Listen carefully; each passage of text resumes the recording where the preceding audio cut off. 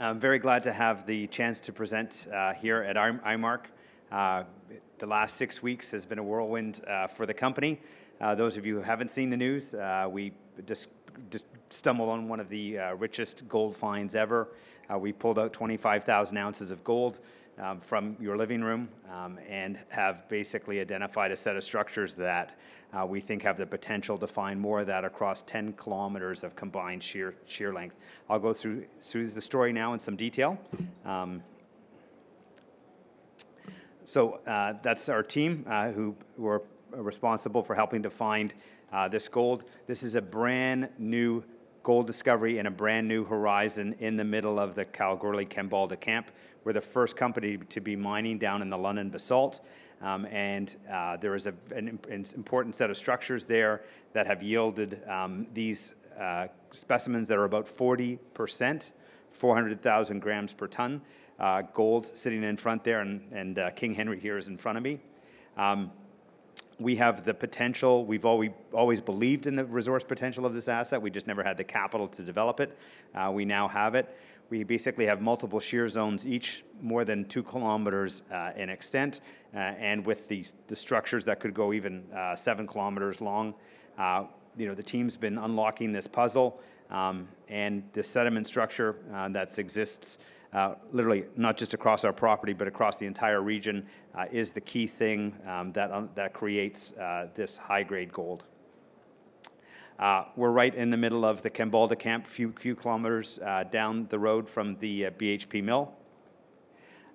When we picked up this mine in early 16, what attracted to us was, a land package that was on a very clear gold trend that had produced over 12 million ounces, and we're situated right in the middle of it. The other key pieces of this deposit were just the scale of what was there. It wasn't 4 kilometers of interesting structure or 4 kilometers of a very interesting anomaly. No, it was 4 kilometers of drill intersections with gold in them. Those red dots scattered across the page are all gold intersections from over 700 kilometers of drilling from when this was operated as a nickel mine over 50 years. It basically highlighted the tops of 4 separate shear structures. And as you can see, there's 4 separate open pit mines that were producing sitting above us.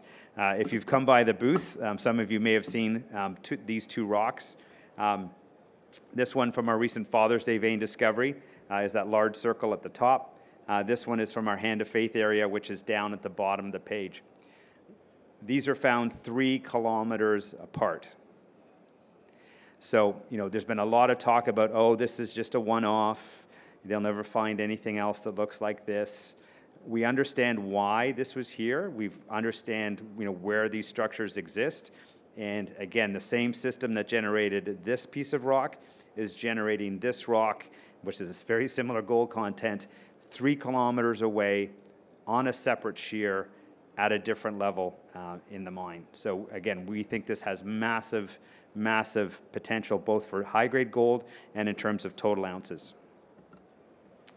The reason we have access to the London basalt is just a function of geography. We are at the top of the Kambalda dome, and our ramp plunges along the top of the basalt, so we have access to this structure where many other people in the camp don't have it. So, we have the potential for those shears, each 4 kilometers long, to run at least 1 kilometer or more deep. We see that in Canada all the time, and we don't see any reason why it won't be repeated here at Beta Hunt. This shows you in plan where those 4 shears are sitting, and again, where the distance between where the Father's Day vein discovery is and where the Hand of Faith was found before. Again, all these intersections that are showed is from historic nickel drilling. So they give us the signposts for where all of these particular shears are sitting. Like most things in mining, it's a little bit of science and a lot of luck. This discovery in September, the seeds of it began more than a year ago. In September 17, we were down on the first new level in this mine, deeper into the basalt than anybody had been before. And as we're driving along, expecting 2.5 to 3 gram material, which is what our A zone is like, we find 750 ounces of rock that looks like this, except it wasn't sitting up at the nickel contact where historically the Beta Hunt mine, had found these type of specimen gold sitting underneath the nickel lenses. So we started to look at, why it's there, noticed that there was this peritic sediment associated with the gold, and then started to do the work and understood about this peritic sediment layer that cuts across the entire property. In June or July, we laid out a stope along from where we found the 700 ounces. And again, as we're mining, expecting 2.5 to 3 gram per ton material to come out. Again, 1,500 ounces of specimen gold that looks just like this, literally comes out onto the ROM and adds a lot of cash very quickly. So again, we've hit this twice already. By this point, we've already developed another 25 meters lower down to what we call our 15 level. And obviously, the sediments are kind of important, so we head for the first place that we have some indication of where they exist. We didn't quite get 1,000 ounces, but we pulled out another 180 ounces, again confirming that the model worked. So off and on through August, we were driving along the shear, trying to see whether we could find more of this high-grade gold. On the last Thursday of August, our mine manager came back, Kevin Small, who's been running this operation for us, realized we're actually on the hanging wall, and based on our model, we should actually be on the footwall. And so literally did a right turn. Saturday afternoon, I got a picture of a nugget sitting on his desk, and he said, oh, this was a 60-ounce nugget sitting in the face. And 2 days later, I get an email in the middle of the night that says, we found 2 large nugget and have pulled out thousands of ounces of gold from the structure, and we continue to pull out ounces and some very beautiful specimen stones that we are prepping and ready to bring to market, which we think will trade at a very, very large premium to the gold content. This is the model. We put this in our data room. We had this asset for sale. Fortunately, the sale did not go through. But basically why it's here is this sediment, the sediment structure has iron sulfides. The fluids coming up through the shear hit these iron sulfide. The gold drops out, and that gold ends up in these extensional veins coming out away from the shear zone. This gives us tens of meters of potential interaction between that sediment layer and the shear zone. So what was nice was this was the model at the end of June, and then when we went into that face in September, you see very, very strong visual confirmation that that model works. So we're in the shear. You've got a sediment sitting in the middle of it. And coming off the end are these extensional veins loaded with gold. So that's where these chunks of nice chunks of rock come from.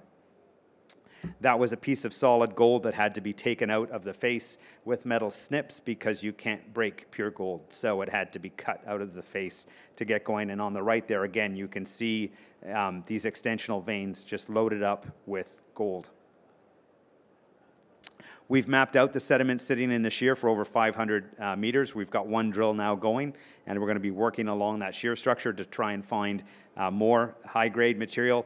We went back in close to where that stope was and mapped there, and again, this extensional vein loaded up with gold was sitting right where it was supposed to be. So again, another confirmation that the model works and that the sediment generates high-grade gold. The potential for the mine is massive. As I said, each of these shears runs for several kilometers. We think they can go for 1 kilometer to 1.5 kilometers deep at least. That little purple box there is the intersection area of where these sediments are sitting in the shear. That can be projected back along each of those shears for several kilometers.